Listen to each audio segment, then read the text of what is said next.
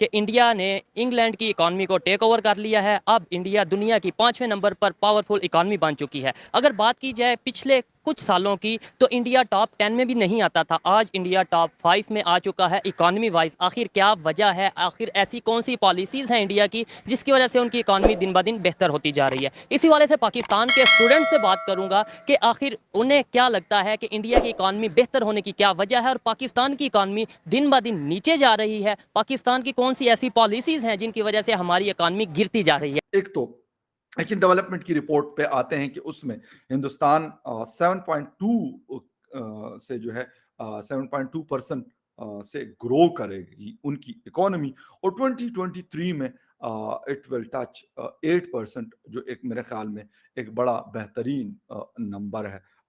ہے دوستو, میں ہوں دھیریندر, آپ دیکھ رہے ہیں اپنا یوٹیوب چینل 10 شاٹ بھارت. تو دوستو آپ کو بتا دیں کہ پاکستانی میڈیا کی طرف سے حوالے سے پتہ چلا ہے کہ چائنا کو جو ہے پچھاڑ کر انڈیا کی گروتھ ریٹ ارتھ ویوستھا جو 7.5 پہنچ گئی ہے اور چائنا کی 4.5 ہے.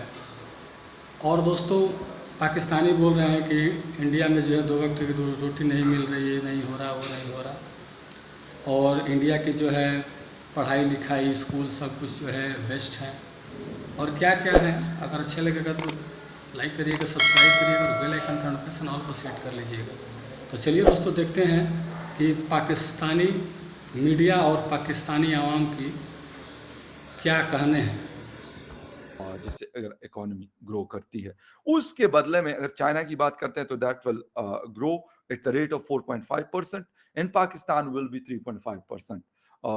باقی کنٹریز بھی ہیں, لیکن کیونکہ ان کا آپس میں ٹاکرا بہت رہتا ہے تو اس لیے میں نے اکانومیز کے حوالے سے بھی میں نے ان تینوں کی بات کی. ویسے تو سری لنکا بھی ہے, فلپائن بھی ہے, بھوٹان, نیپال بھی ہے, اور بھی ویسے افغانستان کو انہوں نے مس کیا, وہ خیر میں آپ کو اپنی طرف سے بتا دوں گا. اور بلاول صاحب کیا تقریر کر کے گئے اس پہ بات کرتے ہیں. اچھا, پہلے ایسا ہوتا رہا ہے کہ یہ والی تقاریر جو بلاول بھٹو صاحب نے کی, کشمیر کا ذکر ہوا, اسلاموفوبیا کا ذکر ہوا, ہندوستان کے حوالے سے انہوں نے کہا کہ وہاں پہ بڑا ظلم اور جبر ہوتا ہے.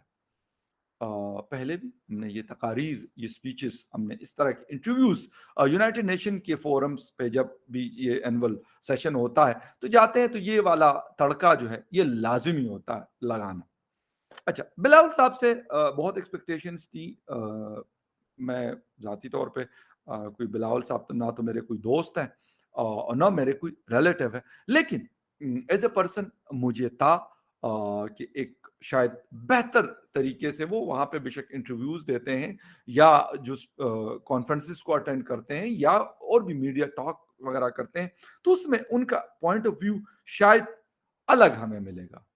وہ والا نہیں ملے گا جو ایک رٹے رٹائے طوطے کی طرح جو ہے بات ہوتی ہے, اور وہی مطلب پرانی کیسٹ جو ہے وہ چل رہی ہوگی, صرف فیس چینج ہوگا, باقی تقاریر اور باقی باتیں وہی ہوں گی جو ہم سالوں سے سنتے. آپ کا ایجوکیشن سسٹم کے ساتھ بھی تعلق ہے. میں جس ٹاپک پہ ویڈیو ریکارڈ کر رہا ہوں وہ یہ ہے کہ اگر اکانومی کی بات کی جائے, پاکستان کی اکانومی دن بہ دن نیچے آتی جا رہی ہے. انڈیا کی بات کی جائے جو کہ ہمارے ساتھ ہی مطلب انہوں نے ترقی کا سفر سٹارٹ کیا تھا, آج وہ دنیا کے پہلے 5 طاقتور اکانومی میں ان کا شمار ہے. سر وجہ کیا سمجھتے ہیں ان کی اکانومی بہتر ہونے کی اور ہماری اکانومی نیچے جانے کی؟ میری نظر میں تمام خرابیوں کی جڑ سودی نظام معیشت ہے اور دوسرے نمبر پہ کرپشن ہے.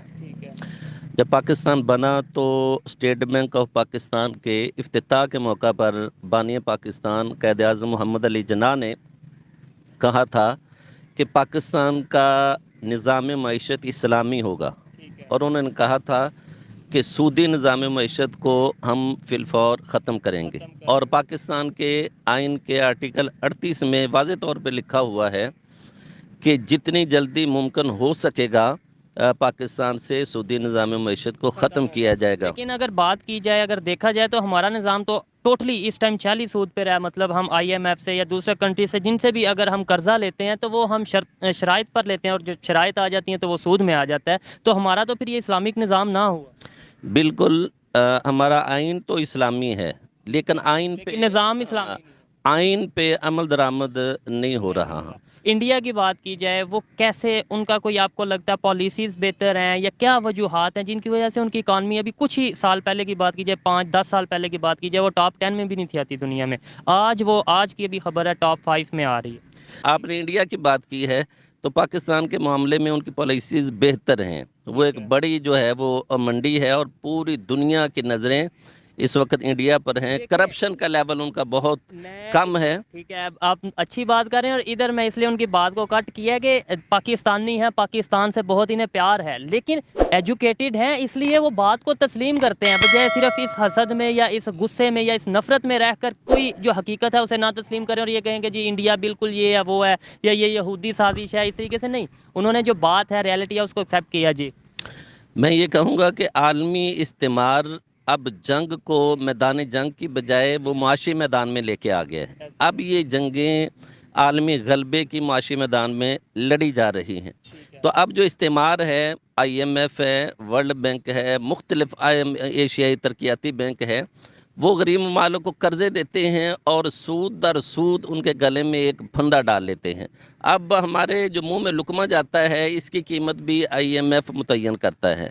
ہمارے غریب کے یعنی کہ موٹر سائیکل میں جو تیل جاتا ہے، ہم جو پانی پیتے ہیں، ہر چیز کی قیمت آئی ایم ایف متعین کرتا ہے. اور ہمارے وزیر اعظم یہ واضح طور سے کہہ چکے ہیں کہ ہمیں سانس لینے سے بھی پہلے آئی ایم ایف سے پرمیشن چاہیے، یہ اجازت ہمارے ہونی لیے چاہیے. بڑی سوچنے والی بات ہے اور پاکستان کی جو عوام ہے، پاکستان کی جو خاص طور پہ یوتھ ہے، انہیں ان چیزوں سے دور رکھا جا رہا ہے تاکہ جب انہیں اصل مسائل کا پتہ چلے گا تو انقلاب آئے گا اور انقلاب سے شاید بچنے کے لیے جیسے بھی جو بھی ہے، لیکن ان ایشوز پر بہت کم لوگ بات کرتے ہیں. مجھے یہ بتائیں انڈیا کی آگے بات سٹارٹ کی تھی کیونکہ آج ٹاپک بھی یہی ہے کہ انڈیا کی پالیسی کیسی ہے اور کیوں وہ دنیا میں تیزی سے اکانومی وائز گرو کر رہا ہے. وجہ کیا سمجھتے ہیں؟ ان کا ایجوکیشن سسٹم بہتر ہے، ان میں اویئرنیس آ چکی ہے، پولیٹیکل سٹیبلٹی ہے یا کوئی اور ریزن ہے؟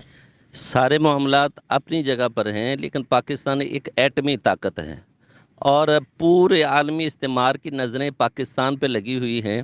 وہ سمجھتے ہیں کہ اگر پاکستان میں استحکام آ گیا، معاشی استحکام آ گیا اور یہاں روزگار کے مواقع آ گئے اور سی پیک یہاں پہ کامیاب ہو گیا اور حکومتوں میں استحکام آ گیا تو پھر پاکستان اوپر جائے گا. تو عالمی استعمار ایسے حالات پیدا کرتا ہے کہ یہاں نہ تو سیاسی استحکام آتا ہے، نہ معاشی استحکام آتا ہے، اور ہر سال 2 سال کے بعد یہاں پر سیلاب آتا ہے، کبھی خشک سالی آتی ہے.